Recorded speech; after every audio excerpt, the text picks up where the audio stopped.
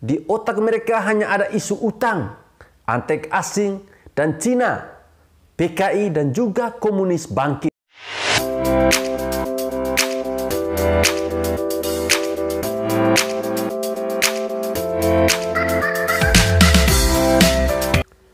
Mungkin data ini akan membuat member klub sakit hati nasional semakin sewot dan pura-pura tidak tahu.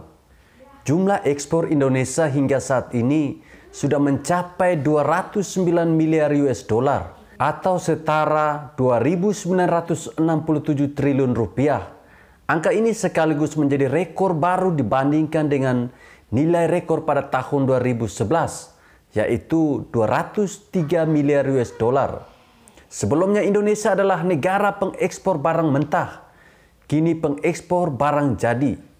Selain itu ada tren perubahan investasi di Indonesia yang banyak beralih ke daerah luar Jawa. Ada satu lagi fakta yang menarik. Badan Pusat Statistik atau BPS mencatat neraca perdagangan RI pada periode November 2021 mengalami surplus, tercatat sebesar 3,51 miliar US dollar. Jadi sepanjang tahun 2021 dari Januari hingga November, neraca dagang RI tidak pernah mengalami defisit. Sebagai informasi tambahan, berikut saya tampilkan data-datanya.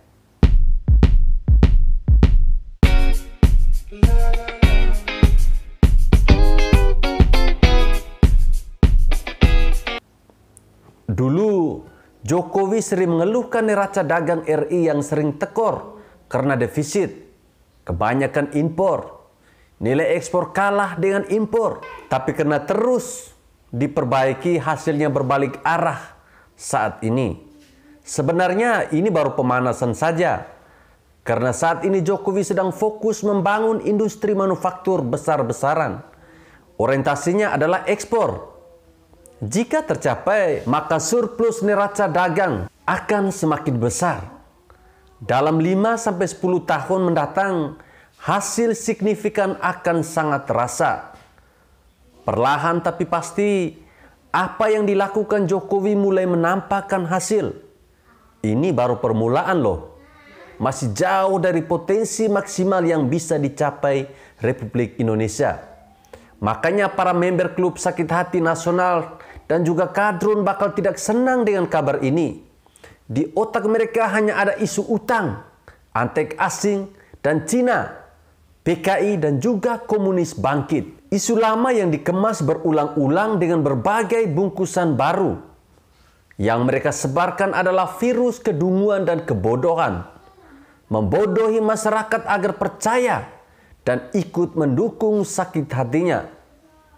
Apalagi para kadrun itu malah doyan untuk menyebarkan virus kegoblokan. Atau mereka bakal komentar bahwa itu adalah prestasi receh. Dan mengatakan seandainya mereka yang memimpin, pasti akan lebih dahsyat lagi prestasinya. Mulut mereka memang paling besar sedunia. Padahal kalau disuruh kerja pasti tidak becus. Kebanyakan gaya. Yang dilakukan Jokowi ini baru namanya memimpin negara dengan cara yang benar. Membangun infrastruktur, menyederhanakan birokrasi, mempermudah investasi, lalu membangun industri. Yakinlah, kalau negara ini terus dipimpin oleh pemimpin yang tepat, maka Indonesia akan lebih cepat maju dalam waktu yang lebih singkat. Negara ini sudah lama dipimpin oleh pemimpin yang tidak tepat. Negara diperah untuk kepentingan keluarga. Negara kadang autopilot. Bisa dibayangkan kalau pemimpinnya dari member sakit hati nasional. Bakal suram. Seperti yang dikatakan PSI. Yang ada malah makin mundur ke belakang. Kita optimis bahwa di bawah kepemimpinan Presiden Jokowi, negara ini akan terus berkembang, semakin maju, dan semakin disegani oleh banyak negara-negara di dunia.